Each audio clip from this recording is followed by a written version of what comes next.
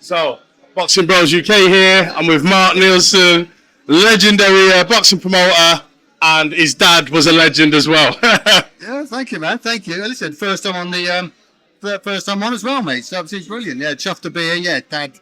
Obviously, that's where it all started. You know, I was talking to him earlier, and he's like, "Yeah, Dad chuffed," because I said, "Dad, that's your name up there." You know, we're still going, we're keeping it going, and he's dead proud. Obviously, he's been in the big lights himself back in the 70s, 80s. But I remember him fighting Frank Bruno because I'm an old boy as well. Yeah, I was there. So I was there, and Bugner.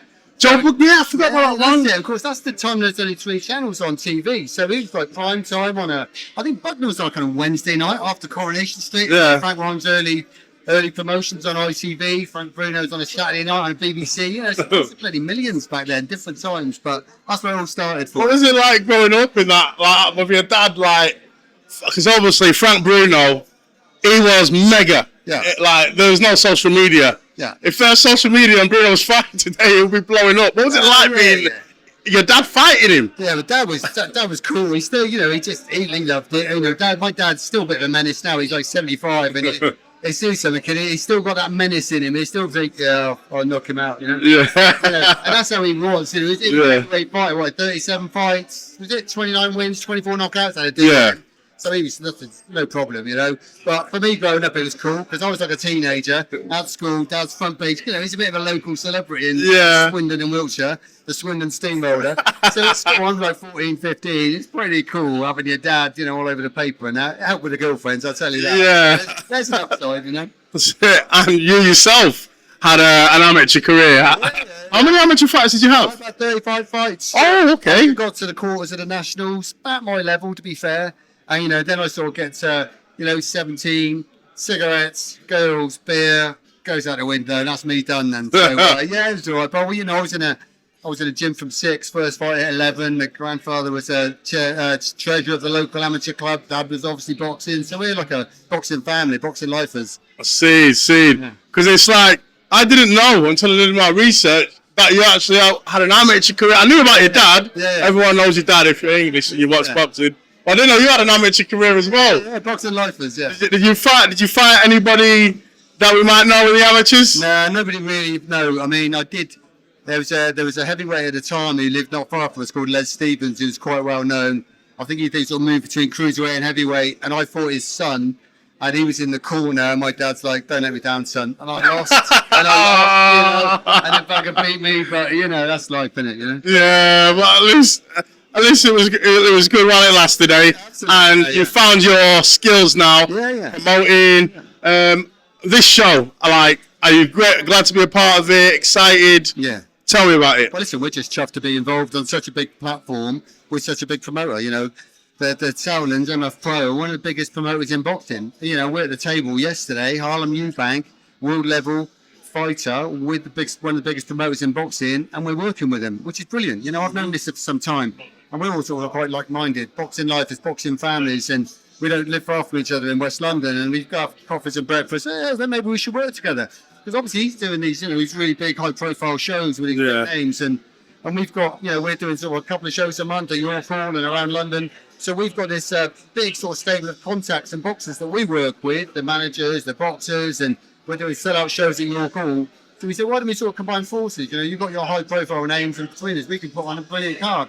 And this is testament to it. And we've got 11 fights. We've got 7 area titles, 2 English title, 2 Commonwealth international titles, an IBF European, IBF International. We've got a top to bottom stacked card, haven't we? What a night. And there's a lot of 50-50 fights as well. A lot of 50-50 fights, and it's a really going to be a good show. I'm looking forward to it. Going to be there. Yeah. What do you rate Eubank's chances? Oh, listen, mate, he's my man. I've got him. Listen, I don't know if people know, I mentioned it yesterday. He fought on one of our small shows, 2018 in Swindon.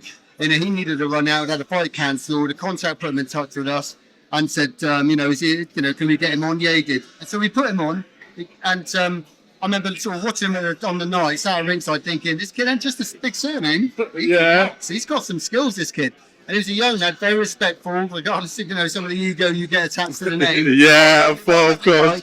And I've seen him now up to the cusp of like a world title. So, it's a great name to be involved with. He's great. We've known him for some time now, and I've seen him a couple of times since. Very respectful. great. And so my money's on him. But that's not just on him because I like him. I've seen him improve fight after fight after fight. He's had a lot of good fights. Take the Catterall one out of the equation because that was just a clash of styles. I think you can probably write it off for both boxers. Yeah. One of them, which happens. You could see probably that was going to happen. And the way it ended was a bit weird as well, wasn't it? You know, so I think probably just go and discount that. But it was, you know, but he's a world-class fighter, so my money's on. Papo's no mug though, right? He's a good fighter.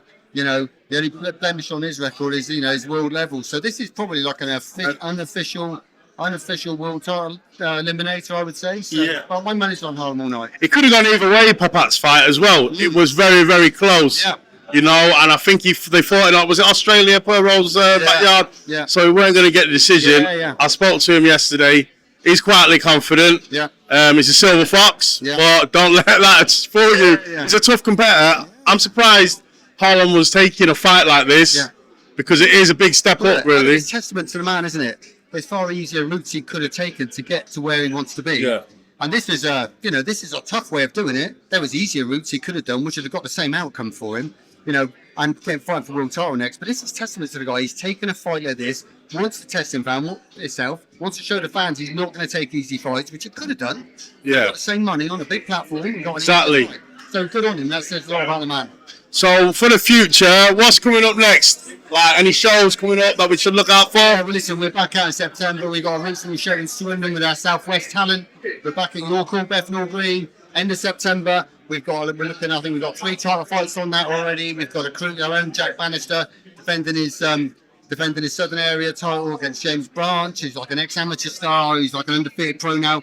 And the whole ream of like the London talent in 50-50s. What you always get. We're selling out of that place on a regular basis now, regardless of what they say about small hall boxing. We're filling up the York Hall regularly. Yeah, small hall shows, it's like, it's our bread and butter. Like, if you haven't got good amateurs, get on the small hall shows. Yeah. Look at Josh Padley. Yeah, mate, listen. Look at him now, what he's doing. Awardly, you know, Exactly. Some come from the small hall white collar and develop their way up.